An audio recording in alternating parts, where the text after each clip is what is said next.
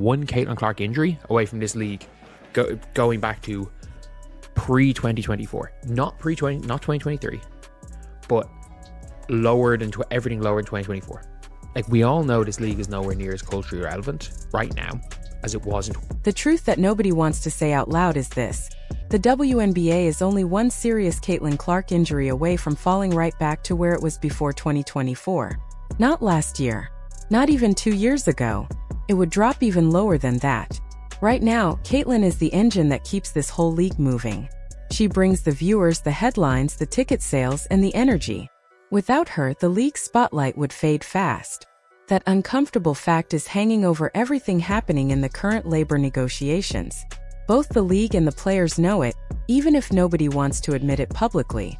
What we are watching right now is a risky standoff, where both sides are pushing hard, hoping the other side blinks first.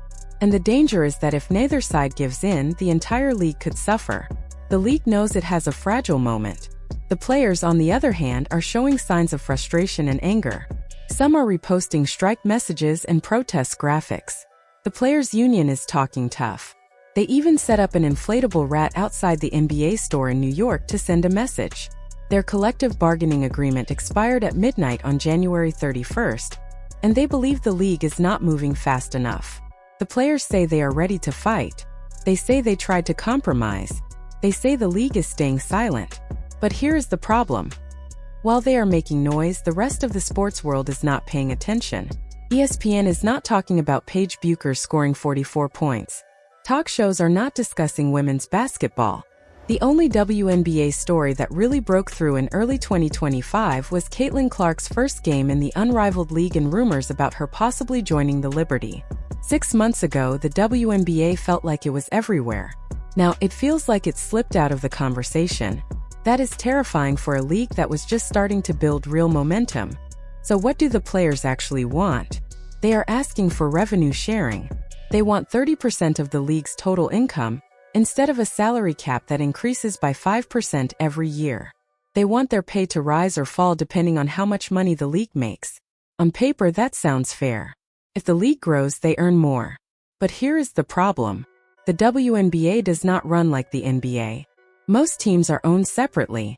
They have different costs, different sponsors, and different financial situations. The league itself does not control enough of the money to guarantee that kind of system. So when players talk about pay equity, it sounds good, but it does not match how the business actually works. There are only a few players who truly move the needle on their own. Caitlin Clark, Angel Reese, Paige Bueckers, Sabrina Ionescu, Breanna Stewart, Aya Wilson, Nafisa Collier. That's basically the list. These players are bigger than their teams. Their names bring fans, media, and attention. Everyone else, as harsh as it sounds, is not driving the business in the same way. Take a team like the Connecticut Sun. You could replace most of their roster with former UConn players, and attendance would probably stay the same. Viewership would not drop much. Fans are connected to the team name and the city more than to most individual players. That is true across much of the league. This is why the league has more leverage than the players want to admit. The WNBA brand matters. The teams matter. But outside of those 6 or 7 stars, most players do not move ticket sales or TV ratings on their own. Now imagine the worst-case scenario. The players strike. Games get canceled. The 2025 season is delayed or wiped out. What happens next? Sponsors pull their money because there is no product. TV networks change their deals because they are not getting games. Smaller teams that already lose money shut down. The whole system starts to crack. Some players think they can just move to another league. But Unrivaled is already struggling. Ratings are low. Even with big investors and a TV deal, it is not making the kind of money people hoped for. Overseas leagues will not suddenly double their salaries just because WNBA players are available. So where would that lost income come from? Missing one season could cost an average player hundreds of thousands of dollars. Missing a full league could cost them their entire career. Owners can survive without the WNBA. They have other businesses. Players do not. That is the reality no one likes to talk about. The players absolutely deserve more money. The league grew in 2024. Ticket sales were up. Jerseys sold like crazy. Caitlin Clark outsold almost every NBA player for a stretch. That value was created by the players and they should benefit from it. But demanding 30% revenue sharing from a league that has lost money for most of its history is risky. Threatening strikes when everything depends on one superstar staying healthy is even riskier. Both sides are gambling. The players think missing games will force the league to pay. The league thinks the players will blink because they cannot afford to lose a season. Someone is going to get burned. If games are missed, the story changes. Right now, the WNBA feels exciting and growing.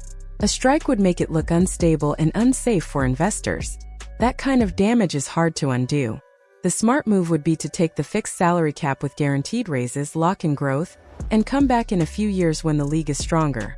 But pride, pressure, and bad advice may stop that from happening. So now the league is stuck in a dangerous place. One where a booming future could vanish in months. And that brings us to the real question. If the WNBA shuts down because of this fight, who do you blame? The players who want their fair share but may destroy the league trying to get it? Or the owners who want to protect the business but may be underpaying the people who made it grow? You have to choose.